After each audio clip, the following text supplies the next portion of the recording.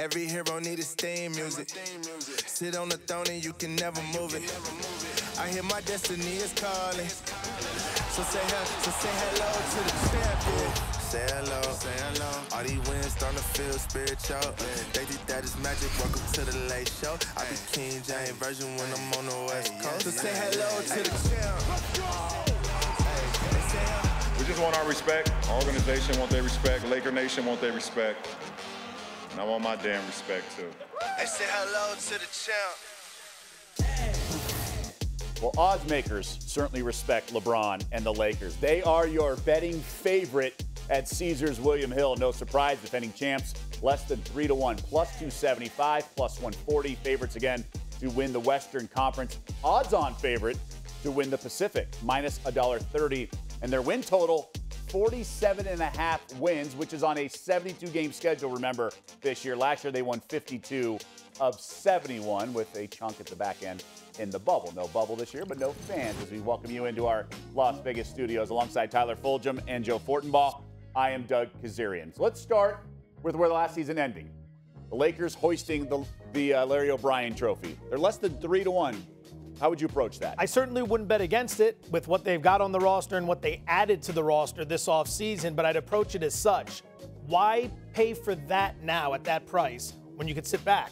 I mean, the mindset here is that it's going to take some time for the new pieces to gel. LeBron's going to be load managing early in the season. Anthony Davis might be load managing early in the season. They might come out of the gate with a few losses. You know, no one's going to get worked up, but it could adjust the price a little bit. Get up to 3-1, 3.5-1, maybe 4-1 as some teams in the West surge, and then eventually the Lakers find their stride and try to peak come playoff time. So I'd play it. I'd just wait, because if you think they're going to load manage and take it easy early in the season, there's going to be an opportunity to get a better price. We discussed it last year because we had tiers of favorites with the Clippers and Bucks, because previous years it was like Warriors were odds-on favorite. It was them and everyone else.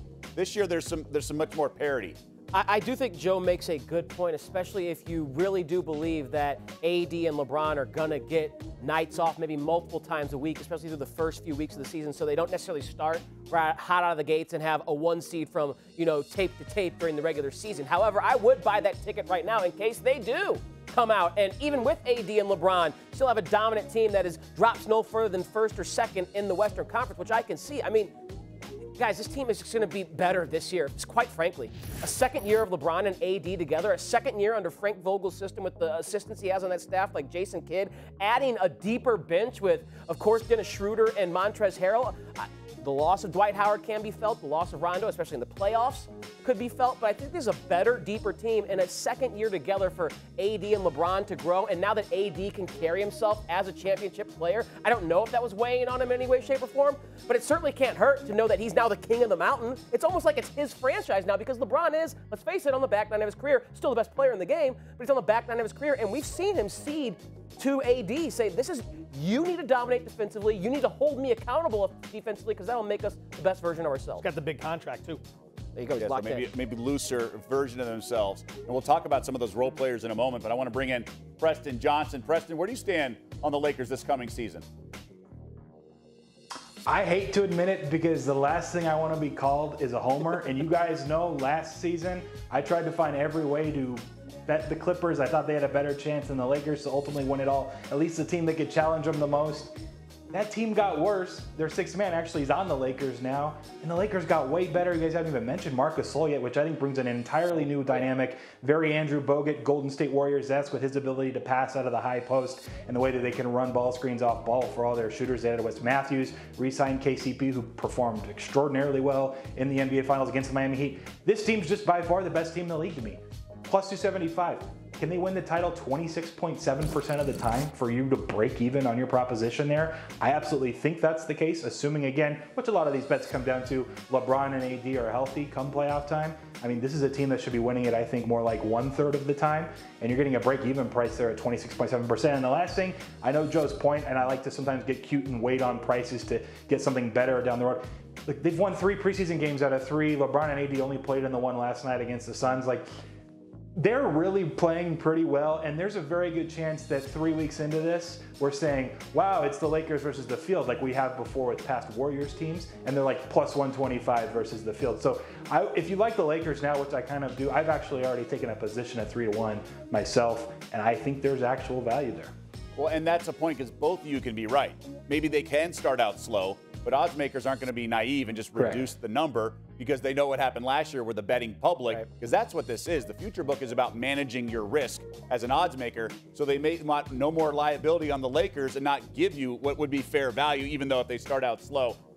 Preston rates good points because we have to remind ourselves when it comes to the playoffs, it is best of 7. This isn't March Madness. So even if the Lakers are slow and not even a 1 seed, they're still going to be in a best. You have to beat them 4 out of 7. But for the win total, prior to free agency, I really liked the under.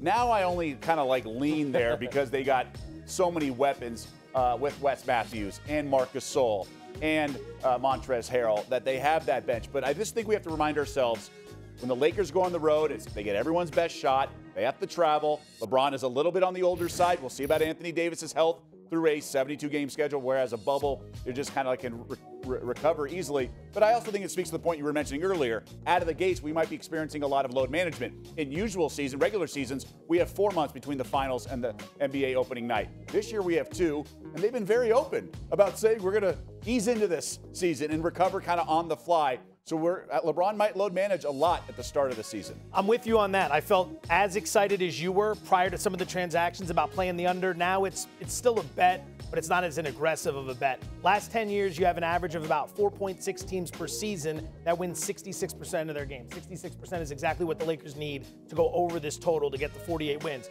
It could be done, sure, but now that they've run through and won a championship and gotten better in the eyes of many, including everyone on this panel right now, what's going to be the mindset for the final 2 to 3 months of the season? Are they going to try to win every single game, or do they realize that not only are they the best team, but being healthy and being rested is going to be of the utmost importance? They saw what happened to Miami. LeBron's been through it before in Cleveland when he runs into those Warriors teams and he's just completely out of gas because he has to do so much more than those guys. And the Warriors learned that at the end of their run. They had to manage the season towards the end so they were ready to peak in the playoffs. So I think you're going to get some freebies in that situation. Yeah, the hunger level, to your point. Last year, at the start of the season, they were coming off a year they missed the playoffs, and everyone was kind of mocking or writing off LeBron because he was coming off that significant injury. But to your point, they already had the cohesion coming into this year. Guys, I was on the same side as you, the under, before they made this flurry of offseason moves, and it has flipped it for me. We just saw the graphic up there. They were a team that won 73% of their games a season ago. They'd only need to win basically 2/3 this year to clear that threshold. And I kind of take a stance that guys like Schroeder and Montrezl Harrell are going to inject some energy into this team if and when LeBron and AD take a night off. And I wonder if they will take as many nights off. I almost look at it as like a Thursday game. You get your rest. I think they're going to get their rest after this season. I think they want to just keep the momentum going from what they built in the bubble, take it into this season, and who knows if we have fans come the playoffs this year. And if that's the case, you know they're going to want to have home court advantage throughout the postseason. So I'm actually switched. I've gone over due to some things I've reconsidered with this team and the bodies they've added. This is the most complete team. It's much better than last year. To your point, bringing in guys who did not win a ring last year will help throughout the just journey of a regular season. Again, 47.5 is the win total in a 72-game season. Their calling card, and they mentioned it as soon as they were passing around the trophy, was defense from day one. Their coach, Frank Vogel, mentioned that. And the head of the snake is Anthony Davis. Would you like him individual awards for Defensive Player of the Year? The same logic we applied to them being the overwhelming favorite at plus 275. Davis at plus 250 to be Defensive Player of the Year. I like that a lot. It's only going to get worse, your odds, as the season goes on because they've built this team now around him, dominating the paint. I think Giannis has had his run as Defensive Player of the Year. It's now time for Anthony Davis to hold that crown. Yeah, there's some momentum also from the playoffs because he was so valuable. And they have some other awards that'll catch your eye if you're shopping around. Montrezl Harrell, last year's Sixth Man of the Year, now on the Lakers. Schroeder will be in the mix. Horton Tucker for maybe most improved. So a lot of options in betting the Lakers, and of course, they are your favorites at plus 275. Don't forget, you can always watch Daily Wager Tuesday through Friday, 6 Eastern on ESPN2, and Sunday mornings during the football season at 9 a.m. Eastern.